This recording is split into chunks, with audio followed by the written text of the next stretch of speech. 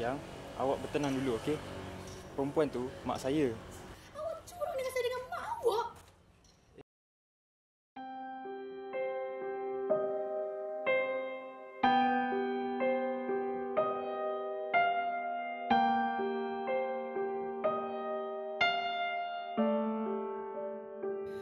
Habis sudah mada tak ada.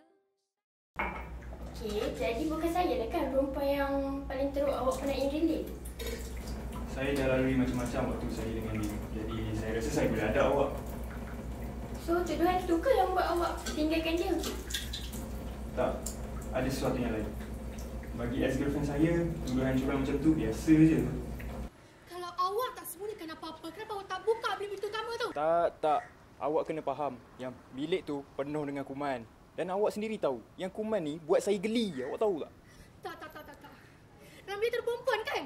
Kiranya dia fikir awak curang dalam bilik yang bau macam orang mati tu ke?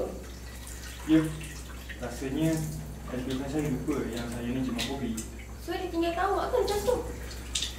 Tak. Ada benda yang lain. Awak melaporkan boyfriend awak atas penderaan emosi domestik. Ya.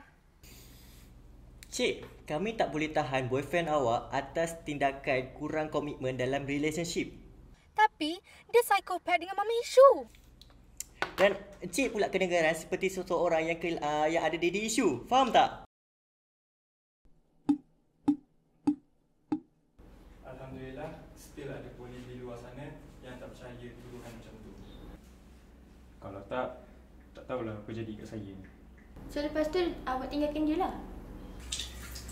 Tak juga. Apa lagi perempuan tu buat?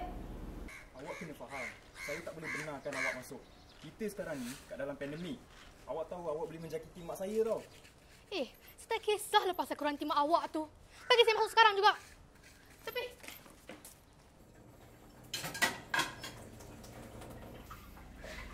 Mak saya, dia memang dah sakit sejak pandemik. Saya tak naklah tengok dia sakit lagi. Jadi saya bagi dia tempat tinggal. Walaupun pengasingan sepenuhnya. Ex-girlfriend saya cuba pecahkan pengasingan tu. Jadi saya tinggalkan dia. So, keadaan mak awak sekarang macam mana? Dia okey je. Cuma kami tak banyak bercakap macam dulu. Dia pindah duduk kampung ke? Tak, dia ada je dekat sini. Tapi saya kuarantin dia. Hah? Masih? Saya nak pergi keluar beli barang ni. Awak ada nak apa-apa tak?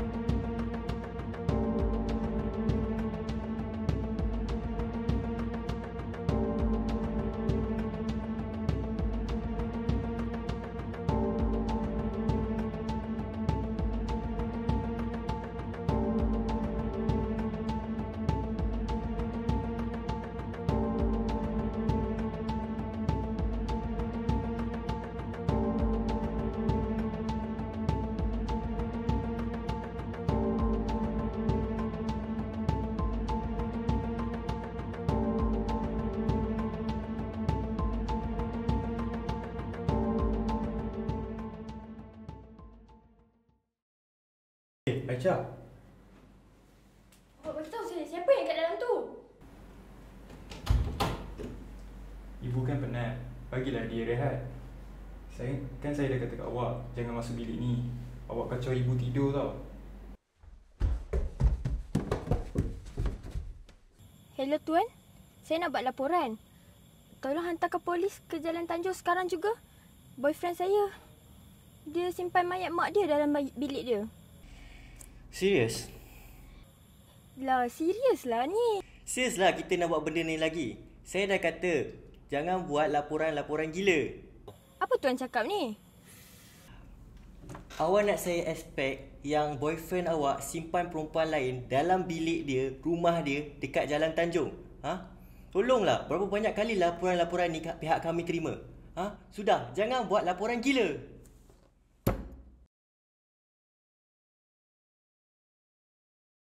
Tapi dia psikopat dengan Mami Ishu. Dalam bilik yang bau macam orang mati tu. Dalam bilik perempuan kan? Alhamdulillah, still ada polis di luar sana yang tak terima tuduhan macam tu. Kalau tak tahulah apa jadi kat saya ni. Seramai 6,443 orang telah meninggal dunia. Di Malaysia telah berlaku peningkatan kes COVID.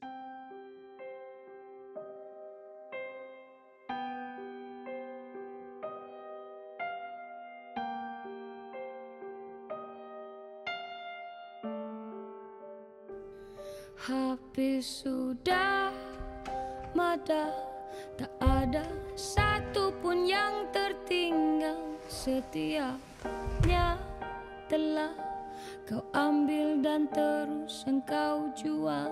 Seolah tak pernah memakna apa, seolah tak pernah kau inginkannya, seolah tak pernah.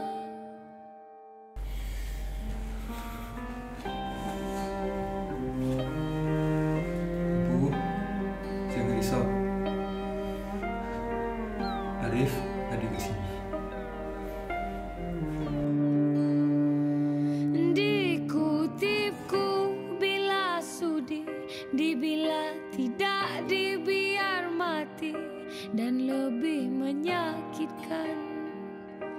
Ku tetap tunggu di tepi jalan, seperti tak pernah ku ada harga, seperti tak pernah kita bersama, seperti tak pernah kau mau aku, tak pernah rindu, tak pernah